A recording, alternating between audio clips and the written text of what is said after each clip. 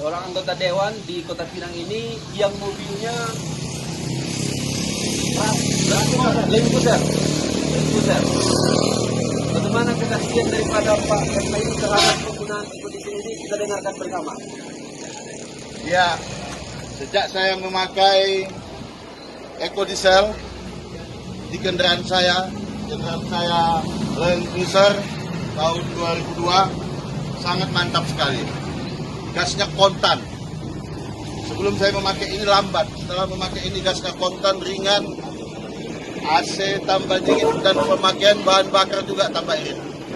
Karena ada keraguan, ini mobil sudah dipastikan harganya lebih 1 miliar. Pakai ekodiesel. Salam sinergi. Go berkah, no riba.